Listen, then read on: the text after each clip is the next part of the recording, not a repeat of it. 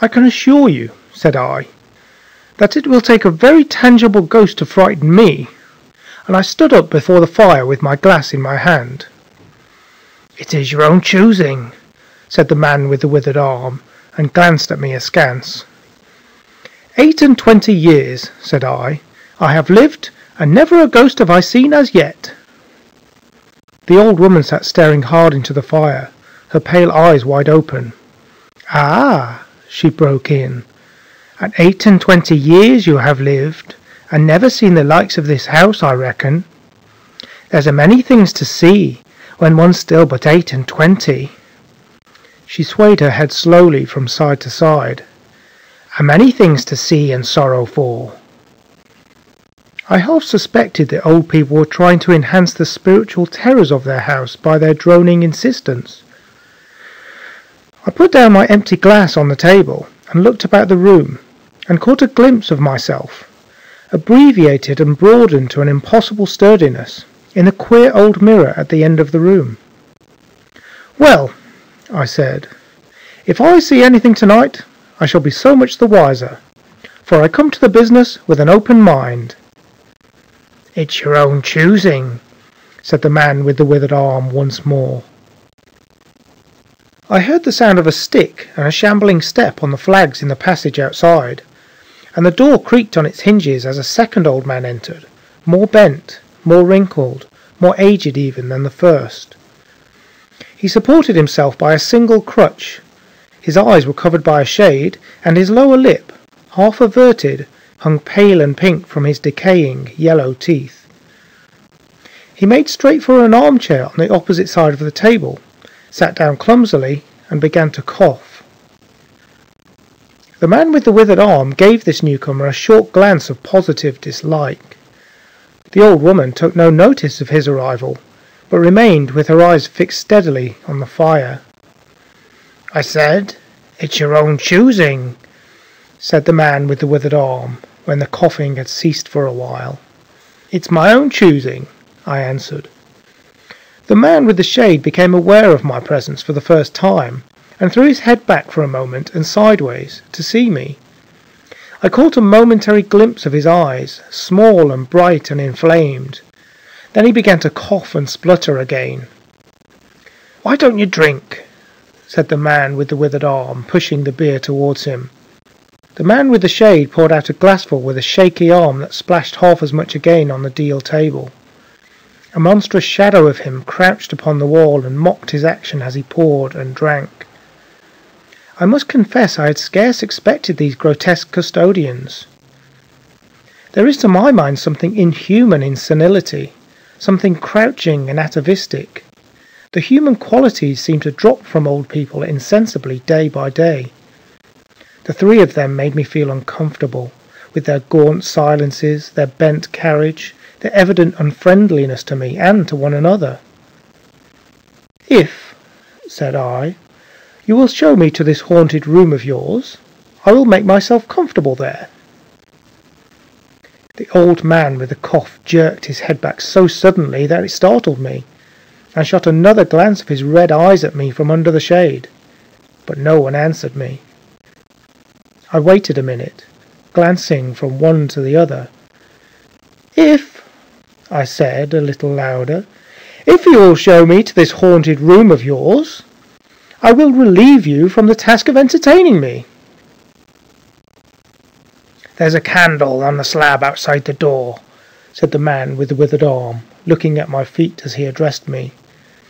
"But if you go to the Red Room tonight—" "This night of all nights," said the old woman, "you go alone." "Very well," I answered. "And which way do I go?" "You go along the passage for a bit," said he, "until you come to a door, and through that is a spiral staircase, and halfway up that is a landing and another door covered with baize. Go through that and down the long corridor to the end, and the Red Room is on your left up the steps." "Have I got that right?" I said, and repeated his directions. He corrected me in one particular. "Are you really going?" said the man with the shade, looking at me again for the third time, with that queer, unnatural tilting of the face. "This night of all nights," said the old woman. "It is what I came for," I said, and moved towards the door. As I did so, the old man with the shade rose and staggered round the table, so as to be closer to the others and to the fire. At the door I turned and looked at them, and saw they were all close together, dark against the firelight, staring at me over their shoulders, with an intent expression on their ancient faces. "Good night," I said, setting the door open. "It's your own choosing," said the man with the withered arm. I left the door wide open until the candle was well alight, and then I shut them in and walked down the chilly, echoing passage. I must confess that the oddness of these three old pensioners, in whose charge her ladyship had left the castle, and the deep-toned, old-fashioned furniture of the housekeeper's room in which they foregathered, affected me in spite of my efforts to keep myself at a matter-of-fact phase.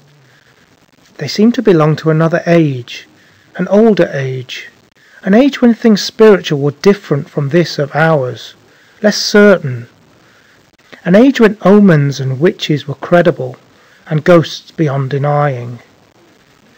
Their very existence was spectral, the cut of their clothing, fashions born in dead brains.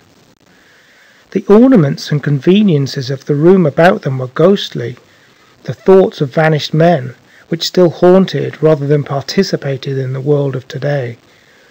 But with an effort I sent such thoughts to the right about. The long, draughty subterranean passage was chilly and dusty, and my candle flared and made the shadows cower and quiver. The echoes rang up and down the spiral staircase, and a shadow came sweeping up after me, and one fled before me into the darkness overhead. I came to the landing and stopped there for a moment, listening to a rustling that I fancied I heard. Then, satisfied of the absolute silence, I pushed open the baize-covered door and stood in the corridor. The effect was scarcely what I expected, for the moonlight coming in by the great window and the grand staircase picked out everything in vivid black shadow or silvery illumination.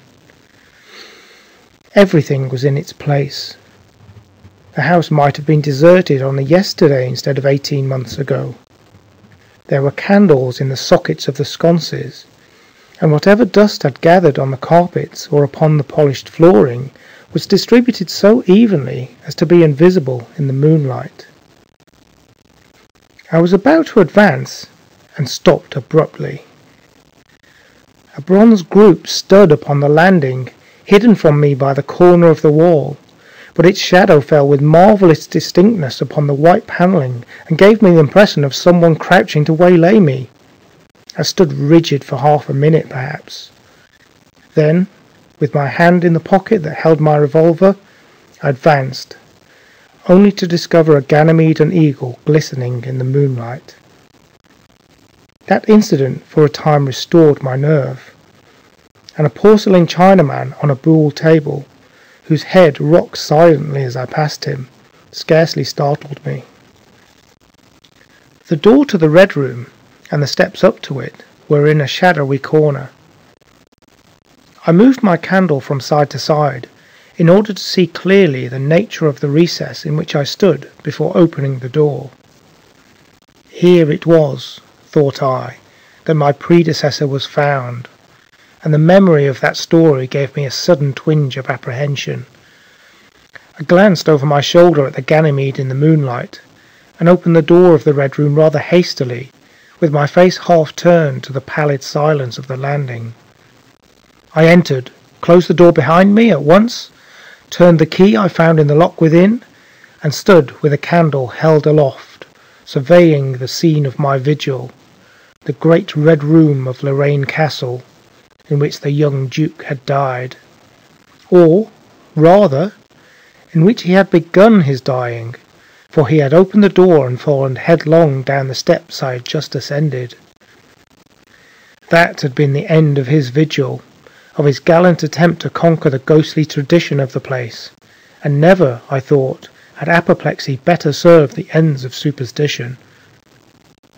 And there were other and older stories that clung to the room, back to the half-credible beginning of it all, the tale of a timid wife and the tragic end that came to her husband's jest of frightening her.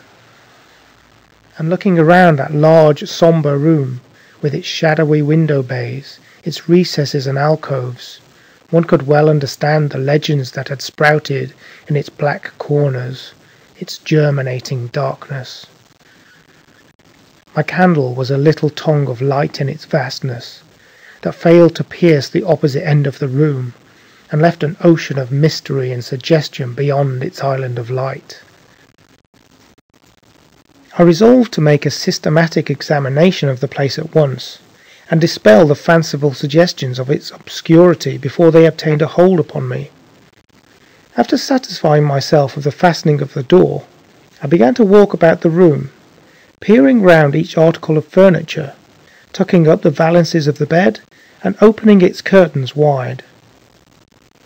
I pulled up the blinds and examined the fastenings of the several windows before closing the shutters, leant forward and looked up the blackness of the wide chimney, and tapped the dark oak panelling for any secret opening. There were 2 big mirrors in the room, each with a pair of sconces bearing candles, and on the mantel-shelf too were more candles in china candlesticks. All these I lit one after the other. The fire was laid, an unexpected consideration from the old housekeeper, and I lit it to keep down any disposition to shiver, and when it was burning well, I stood round with my back to it and regarded the room again. I had pulled up a chintz-covered armchair and a table to form a kind of barricade before me, and on this lay my revolver ready to hand. My precise examination had done me good, but I still found the remoter darkness of the place and its perfect stillness too stimulating for the imagination. The echoing of the stir and crackling of the fire was no sort of comfort to me. The shadow in the alcove at the end in particular had that undefinable quality of a presence, that odd suggestion of a lurking, living thing that comes so easily in silence and solitude. At last, to reassure myself, I walked with a candle into it, and satisfied myself that there was nothing tangible there. I stood that candle upon the floor of the alcove, and left it in that position. By this time I was in a state of considerable nervous tension, although to my reason there was no adequate cause for the condition. My mind, however, was perfectly clear. I postulated quite unreservedly that nothing supernatural could happen, and to pass the time I began to string some rhymes together, Ingoldsby fashion, of the original legend of the place. A few I spoke aloud, where the echoes were not pleasant. For the same reason I also abandoned, after a time, a conversation with myself upon the impossibility of ghosts and haunting. My mind reverted to the 3 old and distorted people downstairs, and I tried to keep it upon that topic. The sombre reds and blacks of the room troubled me. Even with 7 candles the place was merely dim. The one in the alcove flared in a draught, and the fire's flickering kept the shadows and penumbra perpetually shifting and stirring. Casting about for a remedy, I recalled the candles I had seen in the passage, and, with a slight effort, walked out into the moonlight, carrying a candle and leaving the door open, and presently returned with as many as 10. These I put in various knick-knacks of china, with which the room was sparsely adorned, lit and placed where the shadows had lain deepest, some on the floor, some in the window recesses, until at last my 17 candles were so arranged that not an inch of the room but had the direct light of at least one of them. It occurred to me that when the ghost came, I could warn him not to trip over them. The room was now brightly illuminated. There was something very cheery and reassuring in these little streaming flames, and snuffing them gave me an occupation and afforded a helpful sense of the passage of time. Even with that, however, The brooding expectation of the vigil weighed heavily upon me. It was after midnight that the candle in the alcove suddenly went out, and the black shadow sprung back into its place there. I did not see the candle go out. I simply turned and saw that the darkness was there, as one might start and see the unexpected presence of a stranger. "By Jove," said I aloud, "that draft's a strong one." And taking the matches from the table, I walked across the room in a leisurely manner to relight the corner again. My first match would not strike, and as I succeeded with the second, something seemed to blink on the wall before me.